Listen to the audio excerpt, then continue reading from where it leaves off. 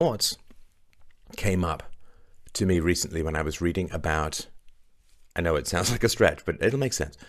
When I was reading about the open-air slave markets in Libya.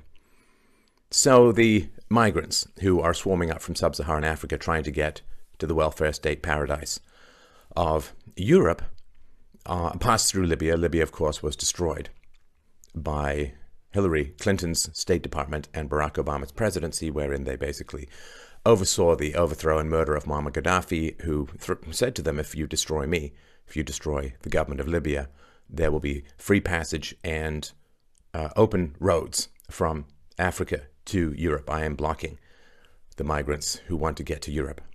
But they went ahead and did it anyway. And now, what has been foretold by the late Gaddafi has come to pass.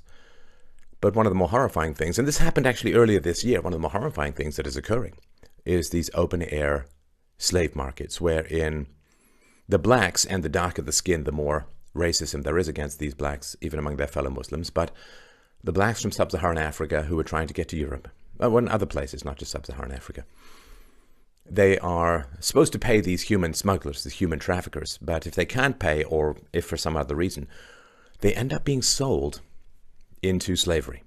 And you can, if you have no ethics, you can go to Libya and you can pick up a black slave for about $400 US, give or take, depending on, health and strength and youth and so on. And they're being sold as, good, strong men to work on your farm and so on. And I suppose I still have a certain amount of Scarlet Pimpernel, My Little Pony optimism to scrape from my soul.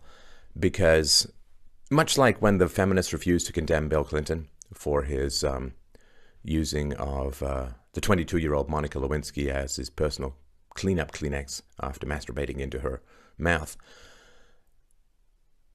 I guess I was still a little surprised that when a slave trade in blacks is going on in Africa, that's documented, that's filmed, and you can look for it and have a look for the videos, that liberal, leftist, particularly black organizations would be absolutely outraged, would be crying this out to the very heavens. Why? Because, of course, I have been raised, as I'm sure you have been raised, particularly if you're white.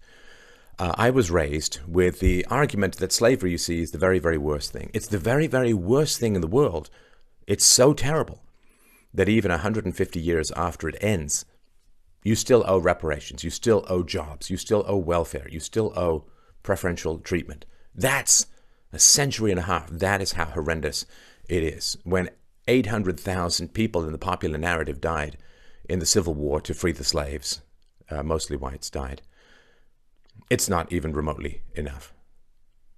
And slavery, of course, then being the very worst conceivable thing in the world, I guess when I first heard about this, I was waiting for everyone on the left, and of course people on the right too, and all people of good mind, good heart, and good conscience, to rail against the reemergence of this barbaric pre-medieval practice emerging. And I was sitting there waiting, and I would check every now and then, and nothing. And the UN, of course, is upset, and naturally, because it's the UN, they blame the Europeans. It's kind of becoming boringly inevitable at this point. And that's when you escape an abusive relationship, is when it's so predictable that there's no surprise or shock or ownership, moral ownership of the abuse.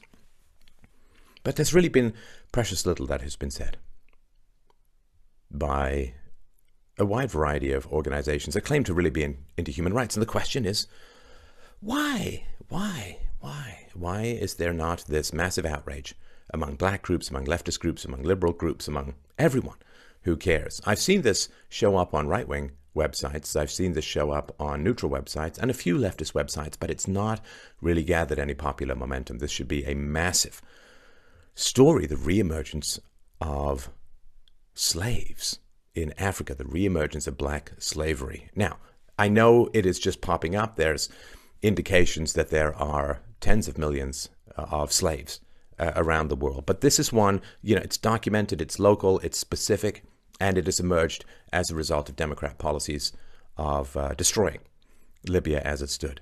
So why? Now, I guess I began to sort of think about this in a way that is, to me, both liberating and enraging. You know, the truth will set you free, but first of all, it's really going to piss you off. And the way I sort of formulate it in my mind, and, you know, let me know what you think in the comments below. I'm always curious to get the hive mind feedback. And the way that I view it is two things. Number one, it's Muslims who are running the slave trade in Libya. So, because it's not white people owning slaves, like far more slaves went to Brazil than went to America, but there's not that same thing because it wasn't always whites who were owning and so on. And again, in America, 3 or 4% of whites actually owned slaves. It was a very upper class thing. I mean, a slave cost as much as a good car these days. So because it's Muslims who are owning and running the slave trade in Libya, I guess it doesn't fit any particular kind of narrative. And the second thing is that I really hesitated on this for a while, but I can't think of any other way to describe it. The reason why there's no particular outrage in the West, particularly America, particularly among black organizations, whose, you know, if you're African American, there are Africans being sold in slave markets at the moment. Why is this not a huge thing? And I hate to say it, but I think it's probably true. There's no money in it. There's no economic advantage in it. There's no profit in it. The Muslim slave trade, as I've talked about repeatedly throughout history, has, killed about 100 million blacks or so. I mean, it's a massive, horrifying thing that happened. I don't see a lot of movement for guilt or reparations or anything like that. So there's that one aspect of it. And there's just no money in it. Like, you'd spend money, I guess, to go and publicize this and figure out how to solve it and save it and so on.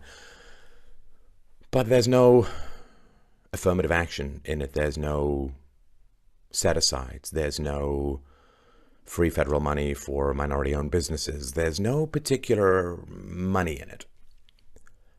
And that is both liberating and extraordinarily enraging. It liberates me from any sense of white guilt. And I didn't really have a lot, but, you know, any vestiges, gone.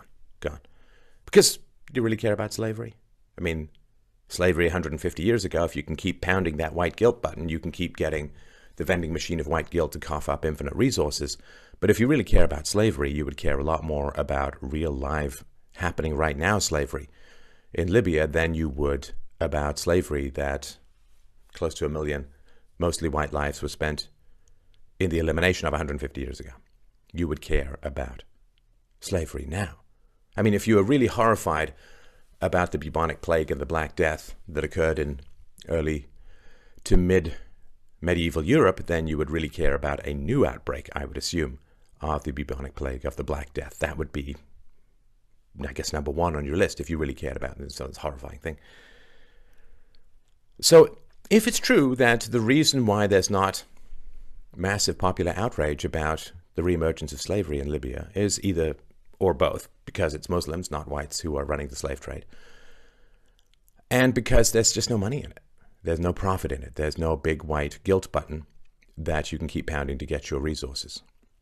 Now, if that's the case, then slavery has been used as an emotional and moral, legal and political weapon against whites, not because slavery is considered to be immoral, but because it's profitable. In other words, slavery has been used as a financial cudgel to morally beat resources out of guilty whites. And that is horrendous. Slavery, of course, a monstrous great evil. And whatever you think of white Western European Christian males, it was, in fact, white Western European Christian males who spent massive amounts of blood and treasure to end the worldwide practice of slavery that had existed in all cultures across all times throughout history.